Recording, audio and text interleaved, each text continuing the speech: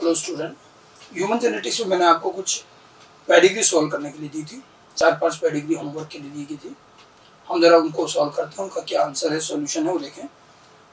आपको 2 पेडिग्री मैंने क्लास में करा दी गई थी। दोनों पेडिग्री कैसे सॉल्व करनी है स्टेप बाय स्टेप सारा बताया, और जिस तरह से हमने वो 2 पेडिग्री की थी उसी तरह से आपको आगे की पेडिग्री करनी थी। मैंने आपको छोटी छोटी 4-5 पेडिग्री दी थी। पेडिग्री सॉल्व करने के 4 स्टेप्स बताए थे, आपको याद होने चाहिए। सबसे पहले हम साइटोप्लाज्मिक चेक करेंगे, उसके बाद वाइलिंग चेक करेंगे, फिर डोमिनेंट रिसेसिव चेक करेंगे और फिर क्रिस क्रॉस। वही चीज़ फॉलो करनी। अब आपने जो सॉल्व किया है वो निकालिए और ज़रा हम देखें कि आपने जो सही किया या सारी चीज़ें निकाली कि नहीं निकाली। सबसे पहले 3rd नंबर की पेडिग्री पर आते हैं। पेडिग्री को ऑब्जर्व करें अगर हम, तो पेडिग्री को ऑब्जर्व करिए। पेडिग्री के अंदर देखिए फादर में डिजीज़ दिखा रखी है, उसके बाद दोनों डॉटर में डिजीज़ है। इस तरह से हमें पूरी पेडिग्री दे रखी है। अब पेडिग्री का हम आंसर निकालें, सबसे पहले वो स्टेप बाय स्टेप सॉल्व करें। तो पेडिग्री में हमने फर्स्ट स्टेप में क्या चेक करना है, साइटोप्लाज्मिक इनहेरिटेंस। ठीक है, तो क्या ये साइटोप्लाज्मिक इनहेरिटेंस होगा? अब इसमें देखो मदर नॉर्मल है, लेकिन इसके सारे चिल्ड्रन तो नॉर्मल नहीं है। 4 है, इसमें से 2 नॉर्मल है, 2 अफेक्टेड है। तो मदर नॉर्मल है, सारे चिल्ड्रन नॉर्मल नहीं है, साइटोप्लाज्मिक वैसे भी नहीं है, हटा दो। वाइलिंग होगा क्या? Second step. वाइलिंग में क्या कहा था चेक करने के लिए? सबसे पहले ये देखो कि पेडिग्री में अगर एक भी फीमेल में डिजीज़ है तो वाइलिंग वैसे ही नहीं होना है। अब यहाँ देखो, यहाँ तो फीमेल में काफ़ी सारों में डिजीज़ दिख रही है तो वाइलिंग नहीं है। क्लियर? तो 2 तो हट गया। अब तीसरे स्टेप में हम डोमिनेंट रिसेसिव चेक करते हैं। अब डोमिनेंट रिसेसिव के लिए 2 ही पैटर्न है कि या तो आपको ऐसा दिखे कि दोनों पेरेंट अफेक्टेड चाइल्ड नॉर्मल, या फिर उल्टा दिखे कि दोनों पेरेंट नॉर्मल चाइल्ड अफेक्टेड। ऐसा कुछ है क्या इस पेडिग्री में? अगर आप इस पेडिग्री में आप ध्यान से देखो तो यहाँ कहीं ऐसा नहीं है, दोनों में से कोई पैटर्न नहीं है। न तो दोनों अफेक्टेड है चाइल्ड नॉर्मल, न दोनों नॉर्मल चाइल्ड अफेक्टेड, ऐसा कुछ नहीं, कुछ भी नहीं दिख रहा। अब इसका मतलब ये हुआ, और मैंने आपको कहा भी देखो जरूरी नहीं कि ऐसा हर बार दिखे। तो 3rd स्टेप का जो हम डोमिनेंट रिसेसिव ढूंढते थे वो पता नहीं चल रहा है। अभी तो फिलहाल देख के तो नहीं मालूम चल रहा है कि ये पेडिग्री डोमिनेंट की होगी, रिसेसिव की पता नहीं, किसी की भी हो सकती है। 3rd स्टेप में हमें कुछ नहीं दिख रहा। 4th पे आ जाओ। 4th क्या बताया था? Criss cross. तो क्रिस क्रॉस का कोई पैटर्न दिख रहा है क्या? अब क्रिस क्रॉस का पैटर्न देखें तो अब इसमें ध्यान से देखिए, फादर में डिजीज है और उसके बाद दोनों डॉटर में भी डिजीज है।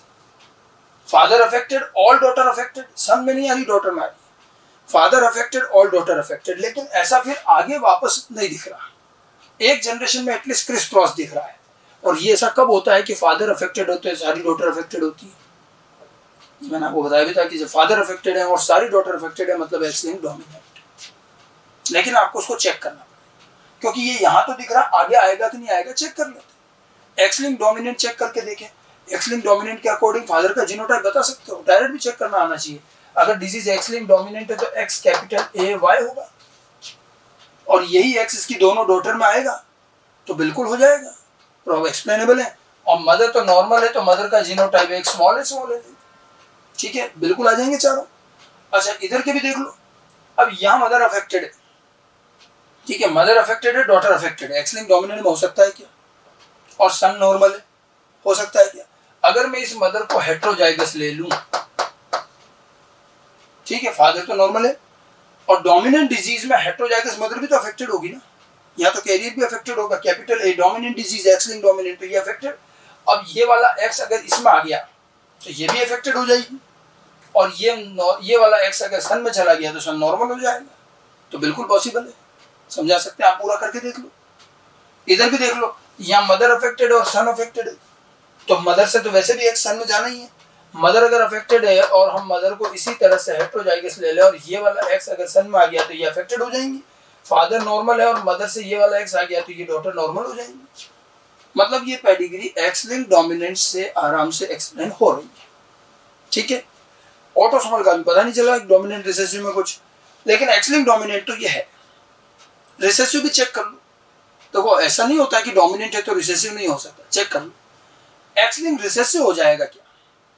अगर इस डिजीज को मैं रिसेसिव मान लेता, उल्टा करना है, तो एक्स लिंक्ड रिसेसिव से चेक करके देखें। अगर इसके जीनोटाइप को देखें, ये हटाते हैं अपन, ठीक है। अब अगर इसको अपन एक्स लिंक्ड रिसेसिव मानते हैं तो एक्स लिंक्ड रिसेसिव के अकॉर्डिंग फादर में डिजीज है तो एक्स स्मॉल है वाई, और मदर में आप हेट्रोजाइगस रख लो। अब उल्टा कर दिया अपन ने, डिजीज को एक्स लिंक्ड रिसेसिव मान रहे, ठीक है। तो ये सन अफेक्टेड हो सकते हैं क्या? सन अफेक्टेड होंगे, एक्स लिंक्ड रिसेसिव डिजीज है, मदर नॉर्मल है, ठीक है, तो ऐसे केस में अगर ये एक एक्स सन में आया भी सही और फादर से भी ये एक एक्स आ गया तो ये एक्स फादर से तो वाई आएगा, एक्स स्मॉल ए वाई हो जाएंगे, और इधर मदर से भी एक्स स्मॉल ए वाई चला गया तो ये भी ये तो डॉटर है तो डॉटर भी हो जाएंगी, एक्स स्मॉल ए यहाँ भी हो जाएगा। तो ये तो पॉसिबल दिख रहा है। नॉर्मल सन आ सकते हैं, नॉर्मल सन आ जाएंगे, मदर से अगर एक्स कैपिटल ए वाई आ जाए और इधर भी एक्स कैपिटल ए वाई आ जाएगा। मतलब फर्स्ट जनरेशन तो आप एक्स लिंक्ड रिसेसिव से भी एक्सप्लेन कर पा रहे हो। देखो और आगे चले, इसमें देखो जरा आगे, अब ये मदर अफेक्टेड है और रिसेसिव डिजीज है तो मदर का क्या जीनोटाइप होगा, एक्स स्मॉल ए, ठीक है। इससे आप देखो डॉटर में तो आया अफेक्टेड, अब डॉटर में एक्स कहां से आएगा, एक तो फादर से आएगा, तो फादर में तो एक्स कैपिटल ए रहेगा और इधर से एक्स स्मॉल ए आया तो ये डॉटर तो नॉर्मल होगी क्योंकि डिजीज रिसेसिव है। और वैसे भी आपको बताया था कि रिसेसिव डिजीज में, एक्स लिंक्ड रिसेसिव में फादर के नॉर्मल रहते हुए डॉटर अफेक्टेड हो ही नहीं सकती, तो ये पॉसिबल ही नहीं है। मदर अफेक्टेड है, मदर का एक्स सन में जाएगा, इन दोनों में से कोई सा भी एक्स जाए यहाँ पर सन तो ये बनेगा, तो सन भी अफेक्टेड होना चाहिए। दोनों चीजों में दिख रहा है कि मदर अगर अफेक्टेड है तो सारे सन अफेक्टेड होते हैं एक्स लिंक्ड रिसेसिव में, वो नहीं है यहाँ। फादर नॉर्मल है और डॉटर अफेक्टेड है, ये पॉसिबल नहीं है, तो एक्स लिंक्ड रिसेसिव नहीं है। भले यहाँ दिख रहा था लेकिन यहाँ आके हमें समझ में आ गया एक्स लिंक्ड डोमिनेंट तो है लेकिन एक्स लिंक्ड रिसेसिव नहीं है। और क्यों नहीं है यहाँ दिख रहा है कि फादर के नॉर्मल रहते हुए ये अफेक्टेड कैसे होगी और इधर मदर अफेक्टेड है, ये नॉर्मल कैसे हो गया, दोनों चीज पॉसिबल नहीं है। तो अब आप देखिए हमने 6 पॉसिबिलिटी में से 3 तो रिजेक्ट हो गया हमारे, साइटोप्लाज्मिक नहीं है, वाई लिंक नहीं है, एक्स लिंक्ड रिसेसिव नहीं है और एक्स लिंक्ड डोमिनेंट है, ये हमने चेक भी कर लिया। अब बच गया ऑटोसोमल डोमिनेंट, ऑटोसोमल रिसेसिव। अब ये काम आपको फिर करना पड़ेगा। अब चेक करने के अलावा कोई रास्ता नहीं, ऑटोसोमल देख के पहचान में नहीं आ रहा, यहाँ ऐसा कुछ भी नहीं है। तो अब आपको इसको जो है ऑटोसोमल को भी आपको चेक ही करना पड़ेगा और कुछ भी नहीं है। और जैसे मैंने आपको ये एक्स लिंक्ड वाला चेक करके बताया उसी तरह से आप ऑटोसोमल भी चेक कर सकते हैं, ठीक है। जब आप इसको ऑटोसोमल डोमिनेंट मानेंगे तो डोमिनेंट मानने पर क्या होगा, डिजीज जो है कैपिटल ए या कैपिटल ए स्मॉल ए से हो जाएगी और इधर ये स्मॉल ए, तो ये डिजीज ऑटोसोमल डोमिनेंट अज्यूम करिए। अगर मैं इस डिजीज को ऑटोसोमल रिसेसिव अज्यूम करूंगा तो इसका जीनोटाइप स्मॉल ए हो जाएगा और ये कैपिटल ए उल्टा हो जाएगा। और आप इन दोनों से इन पूरी पेडिग्री को सॉल्व करके देखिए, आपको ऑटोसोमल डोमिनेंट से भी ये हो जाएगी, पूरे सब आराम से एक्सप्लेनेबल, और रिसेसिव से भी हो जाएगी, ठीक है। अब अगर आपने पूरा काम नहीं किया होगा तो हो सकता है एक आध आंसर निकाल के बैठ गया हूँ। इस पेडिग्री के 1 नहीं 2 नहीं 3 आंसर आते हैं और ये मैंने जानबूझ के आपको दिए। मैं बार बार आपको पेडिग्री पढ़ाते समय भी कह रहा था कि पेडिग्री के आंसर 1 से ज्यादा भी आते हैं। इस पेडिग्री का आंसर क्या क्या है, ऑटोसोमल डोमिनेंट और ऑटोसोमल रिसेसिव और एक्स लिंक्ड डोमिनेंट। पेडिग्री में जितनी इंफॉर्मेशन है उसके अकॉर्डिंग हम ये 3 पॉसिबिलिटी बताएंगे, ठीक है। बाकी 3 नहीं है, ये कंफर्म है। अब या तो ये पेडिग्री और बड़ी होती तो हम आगे जाकर के इनमें से बता पाते। और ये ध्यान रखना, अगर 1 से ज्यादा आंसर आ रहे हैं तो इसको इंटरप्रेट कैसे कर सकते हैं। 1 से ज्यादा आंसर आने का मतलब ये हुआ कि या तो ये डिजीज ऑटोसोमल डोमिनेंट है या फिर ऑटोसोमल रिसेसिव है और या फिर एक्स लिंक्ड डोमिनेंट और करके लिखा है। तीनों नहीं होते, किसी भी डिजीज में इनहेरिटेंस तो एक ही होता है, ठीक है, लेकिन हमें पता नहीं चल रहा। हमें ये पता चल रहा कि आइदर दिस और दिस और दिस, तो ये और में चलेगा कि इन 3 में से कोई एक है, तीनों नहीं है, 3 में से कोई एक है जो अवेलेबल इंफॉर्मेशन से पता नहीं चल रहा कि कौन सी है। या तो इसकी इंफॉर्मेशन और ज्यादा हो, पेडिग्री थोड़ी बड़ी हो, तो हम इन 3 में से फिर एक बता पाएंगे। फिलहाल जितना है उसमें तो हम यही कहेंगे कि any one out of the 3, इसलिए और करके आंसर देंगे। जब 1 से ज्यादा आएगा तो इसी तरह से आएगा। वैसे ऑब्जेक्टिव क्वेश्चन में से दिक्कत नहीं आएगी, आपके ऑप्शन उसी तरह से देंगे कि आंसर एक ही आएगा। ये तो ऑब्जेक्टिव नहीं था इसलिए अपन ने सारा सॉल्व किया, ठीक है। अगला लेते हैं नेक्स्ट, पेडिग्री नंबर 4। काफी इजी पेडिग्री है और मेरे ख्याल से सबसे हुई भी होगी। अब इसमें भी अपन अपना वही सीक्वेंस से चलें। सबसे पहले साइटोप्लाज्मिक चेक करेंगे। साइटोप्लाज्मिक मदर जो है नॉर्मल, लेकिन सारे बच्चे नॉर्मल नहीं है, साइटोप्लाज्मिक नहीं है, हटाओ। फिर हम वाई लिंक चेक करते हैं। वाई लिंक में हम क्या देखते हैं, सबसे पहले ये कि पूरी पेडिग्री में किसी फीमेल में डिजीज नहीं होनी चाहिए। उसके बाद ये भी चेक करेंगे कि फादर में है तो सन में, और सन से सन में जारी की नहीं जारी ओलेंड्रिक। अब इस पूरी पेडिग्री को अगर आप ध्यान से देखो तो पूरी पेडिग्री में किसी फीमेल में डिजीज नहीं है, देख लो कहीं भी नहीं है।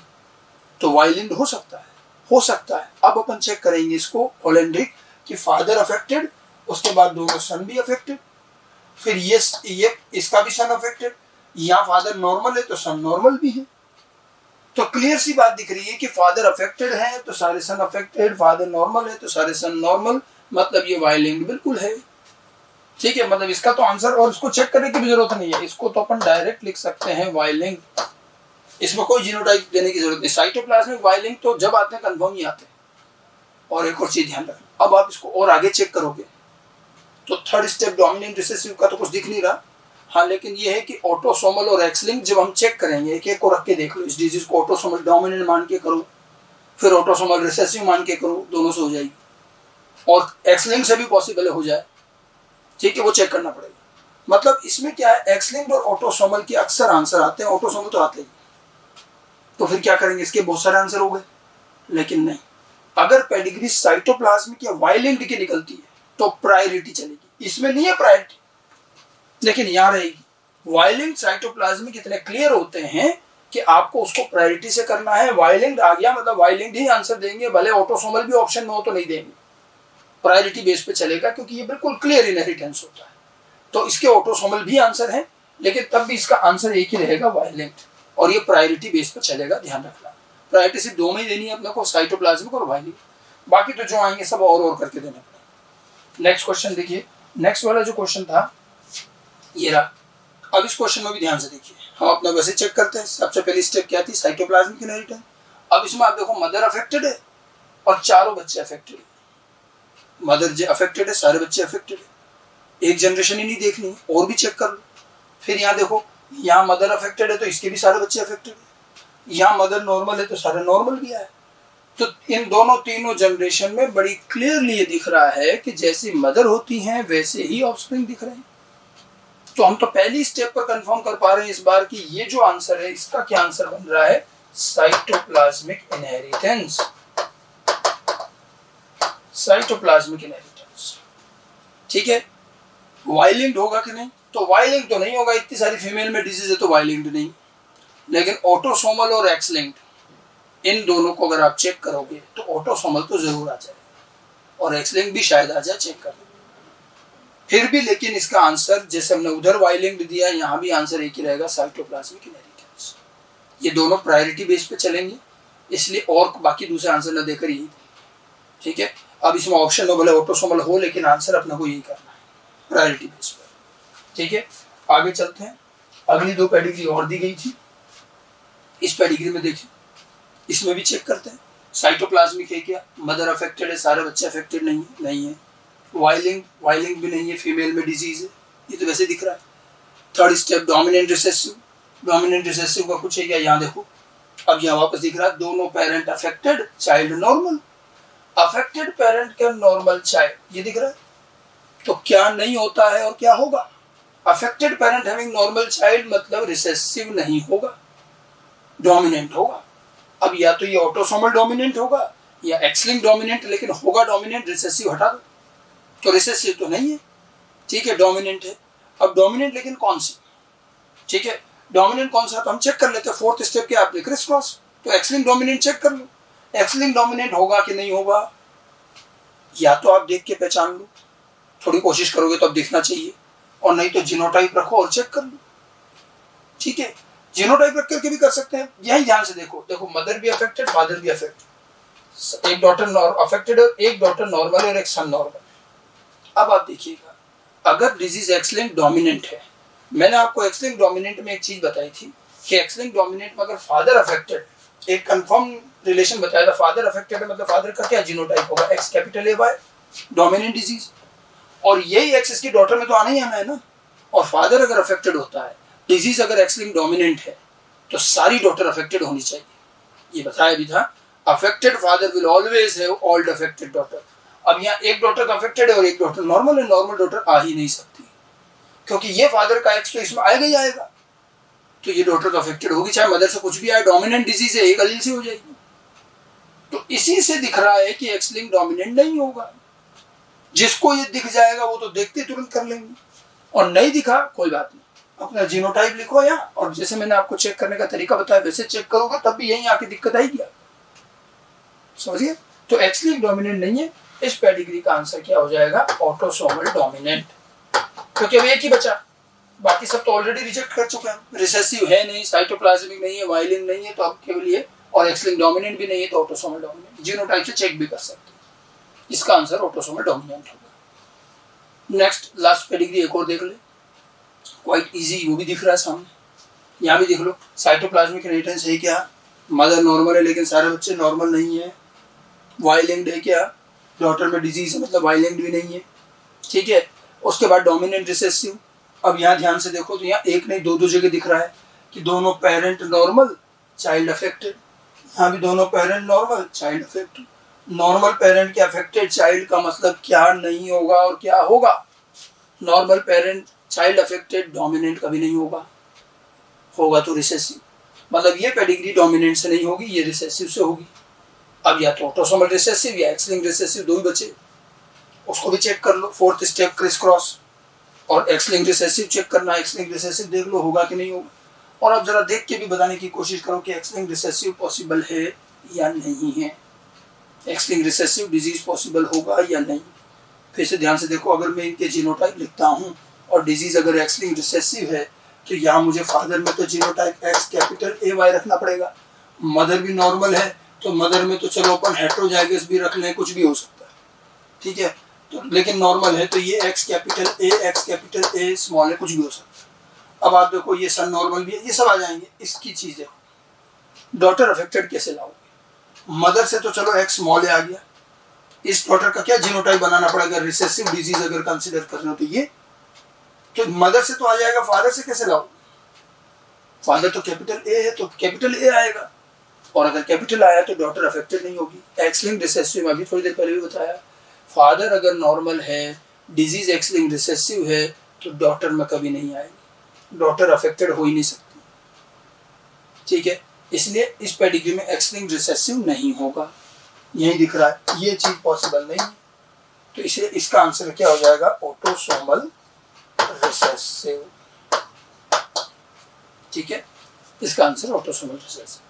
तो ये मैंने कुल 4-5 पेडिग्री दी थी आपको, और कैसे इसको सॉल्व करना है वो बताया। अच्छा, अब इसमें एक चीज और देखिएगा, ये लास्ट की जो दोनों पेडिग्री है, जो भी है 6-7 नंबर की, ये पेडिग्री आपके एनसीईआरटी में 2 पेडिग्री दी हुई है, पेज नंबर 88 पर, मैंने वहीं से ली है। देखो एनसीईआरटी का ये है, एनसीईआरटी पेज नंबर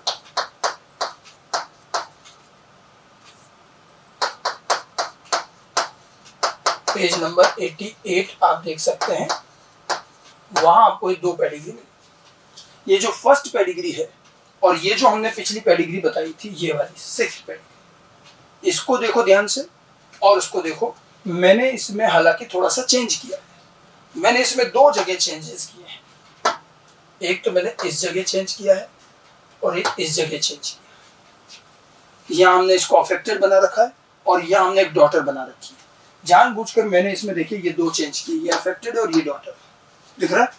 बाकी पूरी पेडिग्री ये जो है वही की वही पेडिग्री ये है, लेकिन मैंने जब ये 2 चेंज किए थे तो आंसर हमारा सही आ गया, ऑटोसोमल डोमिनेंट। उस पेडिग्री का आंसर क्या आया था, इस पिछली वाली पेडिग्री का आंसर ऑटोसोमल डोमिनेंट है। अब यहाँ दोनों अफेक्टेड कर दिए थे तो इजी हो गया था। अब यहाँ लेकिन एनसीईआरटी ने देखो एक नॉर्मल दिया है।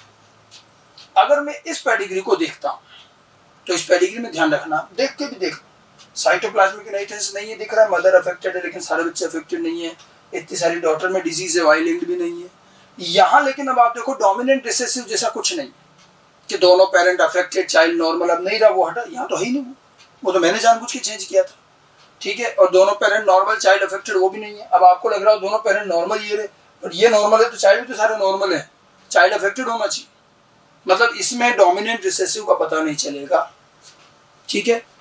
और क्रिस क्रॉस भी देख लें, एक्स लिंक डोमिनेंट है, अब ऑटोसोमल तो पता नहीं चल रहा देख करके, वो तो जीनोटाइप से चेक करना पड़ेगा, ठीक है। एक्स लिंक्ड देख लें, x link dominant, x link recessive, ठीक है। अब इसमें अगर हम देखें तो आप देखिए एक्स लिंक डोमिनेंट होगा या नहीं होगा।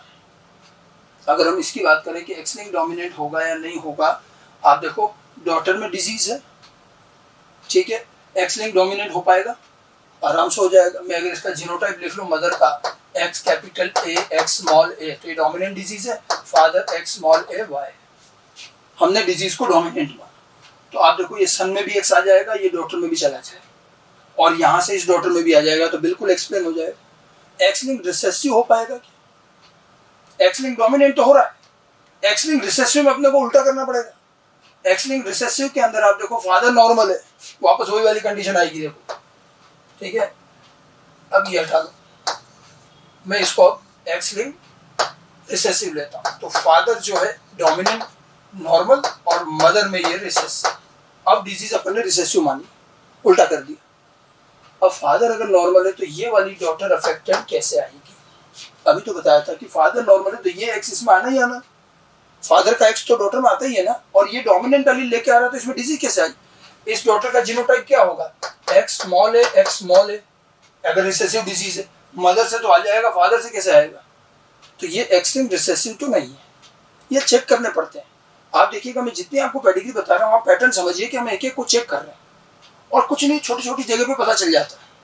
मतलब इस पेडिग्री का आंसर अगर देखें तो आप देखो ये ऑटोसोमल डोमिनेंट से बिल्कुल हो रही है, ये ऑटोसोमल रिसेसिव से भी हो जाएगी। आप चेक करके देख लो, जीनोटाइप रखो और चेक करो। और ये एक्स लिंक डोमिनेंट से भी हो जाएगी। मतलब इस पेडिग्री के आंसर कितने हुए? 3 आंसर। बस मैं जो चीज आपको समझाना चाह रहा हूं वो यही है कि मैंने यहाँ 2 चेंज किए थे, इसलिए वो आंसर 1 आया था ऑटोसोमल डोमिनेंट। अगर मैं इन्हीं को कंसिडर करूं तो यहाँ आंसर कितने बनते हैं? 3। लेकिन एनसीईआरटी ने देखो पेडिग्री 1 आंसर क्या दिया है? Autosomal dominant. इन्होंने यहाँ सिर्फ ऑटोसोमल डोमिनेंट आंसर दिया, बाकी 2 दिए ही नहीं। तो यहाँ एक स्टूडेंट कंफ्यूज होता है, जब 3 पॉसिबिलिटीज आ रही हैं तो यहाँ आंसर 1 ही क्यों है? लेकिन एक है, उसका रीजन देखो, ऑटोसोमल डोमिनेंट ट्रेट और यहाँ लिख दिया डिजीज मायोटोनिक डिस्ट्रोफी। अब यहाँ इन्होंने कहा है कि ये पेडिग्री मायोटोनिक डिस्ट्रोफी नाम की एक डिजीज की। ध्यान दीजिएगा, myotonic dystrophy is a genetical disorder और ये पहले से नॉन डिसऑर्डर है कि ये ऑटोसोमल डोमिनेंट होता है। इस मायोटोनिक डिस्ट्रोफी का इनहेरिटेंस काफी पहले स्टडी हो चुका है और इसका इनहेरिटेंस हमें पता है कि ऑटोसोमल डोमिनेंट ही होता है। और क्योंकि इसी की पेडिग्री बनाई है तो जो इसका इनहेरिटेंस होता है वही आंसर देना पड़ेगा, ऑटोसोमल डोमिनेंट। अगर ये डिजीज का नाम नहीं होता तो फिर आंसर 3 होते। अगर कोई अननोन डिजीज है, देखिए ध्यान रखिएगा, अगर कोई अननोन डिजीज है, कोई नई डिजीज है, तो जो भी आ रहे हैं हमें सारे बताने पड़ेंगे। और अगर कोई ऐसी डिजीज है जिसका इनहेरिटेंस पहले स्टडी हो गया किसी और फैमिली में, तो उसका जो इनहेरिटेंस आएगा वही देना पड़ेगा। मान लो ये पेडिग्री कलर ब्लाइंडनेस की होती तो colour blindness x link recessive है तो एक्स लिंक रिसेसिव ही आंसर आता, ठीक है। मतलब जो भी, अगर कोई नॉन डिसऑर्डर है जिसका कि इनहेरिटेंस हमें पता है, पहले किया जा चुका है पता, ठीक है, तो आपको वही आंसर देना पड़ेगा, फिर चाहे कितने भी आए। अब ये क्योंकि मायोटोनिक डिस्ट्रोफी नॉन है कि ऑटोसोमल डोमिनेंट होता है, तो इस पेडिग्री का भी आंसर ऑटोसोमल डोमिनेंट कर दिया, ठीक है। आपको भी ध्यान रखना, क्वेश्चन में एग्जाम में अगर ये पेडिग्री आए और डिजीज का नाम नहीं आए तो तीनों आंसर करने, और अगर डिजीज का नेम गिवन है तो आंसर ऑटोसोमल डोमिनेंट करना है, क्योंकि ये डिजीज ऑलरेडी नोन है। समझ गए? उसके बाद जो सेकंड पेडिग्री है, ये जो आपकी पेडिग्री थी दिस वन 7th नंबर की, ये की यही पेडिग्री मैंने यहाँ बनाई है, इसमें कोई चेंज, सेम वही का वही है और इसका आंसर भी वही आएगा। ये अपन ने पहले भी निकाला, लास्ट वाले का आंसर क्या आया था? ऑटोसोमल रिसेसिव, इसका एक ही आंसर। और एनसीईआरटी ने भी दिख रखा है ऑटोसोमल रिसेसिव, और यहाँ एक एग्जांपल भी दिया हुआ है sickle cell anaemia. Sickle cell anaemia disease आपको पढ़ाई जा चुकी है। Sickle cell anaemia autosomal recessive disease होती है, तो ये सिकल सेल एनीमिया है और ऑटोसोमल रिसेसिव और बिल्कुल आराम से एक्सप्लेन हो जाएगी। आप इसमें जीनोटाइप भी रख लो, सिकल सेल एनीमिया है तो ये दोनों नॉर्मल है तो हेटेरोजाइगस ले लो, HbA HbS। Sickle cell anaemia में ये दोनों नॉर्मल होते हैं कैरियर, और पूरी पेडिग्री सॉल्व कर सकते हो, एक एक का जीनोटाइप लिख सकते हो। एनसीईआरटी की दोनों पेडिग्री भी समझ में आनी चाहिए। 3 आंसर के बावजूद एनसीईआरटी ने एक ही आंसर क्यों दिया? ठीक है, because of the given disease. और दूसरा वाला तो खैर सेम ही है, ये दोनों हमने पहले जो आपको होमवर्क में दिया था वो एनसीईआरटी की ही पेडिग्री। ओके, तो पेडिग्री किस तरह से सॉल्व करनी है, आपको मॉड्यूल में भी और क्वेश्चंस मिलेंगे, आप वहाँ भी कर सकते हैं। Thank you.